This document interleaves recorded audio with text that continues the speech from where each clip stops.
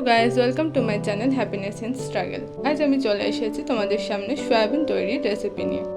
এর জন্য নুন হলুদ দিয়ে সয়াবিনটাকে আমি সিদ্ধ করে নিয়েছি। তারপর কিছু ভেজিটেবলস যেগুলো সিদ্ধ করা আছে বা তোমরা অল্প সিদ্ধ করেও নিতে পারো। এখানে পটলটাকে একটু ভেজে নিয়েছি, টমেটো, কাঁচা লঙ্কা, আর এখানে আদা বাটা আর জিরে বাটা একসাথে পেস্ট করে নিয়েছি। চলো শুরু করা যাক কীভাবে আমি রান্না করছি। পুরো সিদ্ধ করে নিয়েছি, তারপরে এটাকে সামান্য তেলে একটু নেড়ে নিয়েছি যাতে সয়াবিনের মধ্যেকার গন্ধটা চলে যায়। 2-3 মিনিট এভাবে নাড়াচাড়া করে নিতে হবে, অনেকটা শুকনো শুকনো হয়ে যাবে, তাহলে গন্ধটা আর থাকবে না। ওই কড়াই কিছুটা তেল নিয়েছি গরম করার জন্য। কিছুটা 5 ফোড়ন আমি তেলে ফোড়ন দিয়ে নিলাম।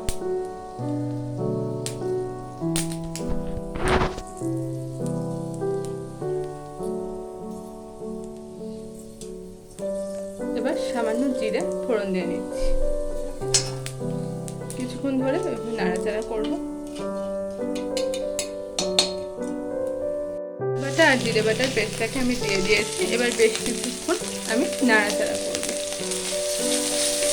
যতক্ষণ না কালারটা একটু চেঞ্জ হচ্ছে। মতো হলুদ এবং এরপর কিছুটা লবণ আমি এখানে অ্যাড করে দিচ্ছি। মশলাটা আমি কষাতে দিয়েছি, বেশ কিছুক্ষণ এভাবে আমি কষাবো।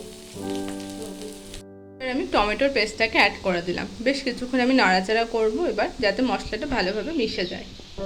জলটা এই মুহূর্তে অনেকটাই শুকিয়ে গেছে। এবার আমি ভেজিটেবলসগুলো অ্যাড করে দেবো।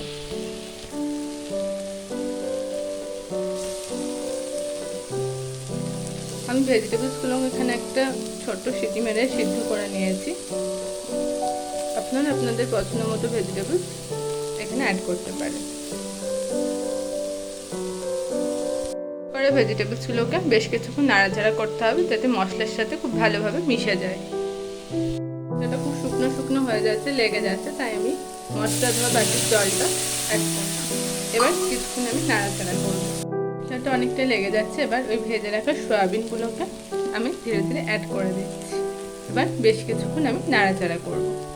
করার পর বেশ কিছুক্ষণ আমি ভালোভাবে নাড়াচাড়া করব। এখানে প্রয়োজন মতো লঙ্কার গুঁড়ো আপনারা অ্যাড করতে পারেন ঝালের জন্য।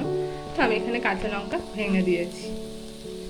জল আমি অ্যাড করে দিয়েছি। এবার বেশ কিছুক্ষণ নাড়াচাড়া করে চাপা দিয়ে রাখবো এবং ভেজে রাখা এই পটলগুলোকে আমি এক এক করে অ্যাড করে দেবো।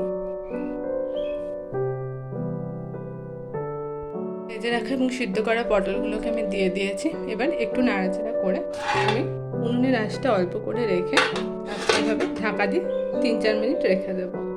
4 মিনিট হালকা আঁচে ফোটানোর পরে তৈরি হয়ে গেল সয়াবিনের তরকারি। এবার আপনারা গরম গরম ভাতে এটা অবশ্যই ট্রাই করে দেখবেন এবং জানাতে ভুলবেন না এটা কেমন হয়েছে। Thanks for watching.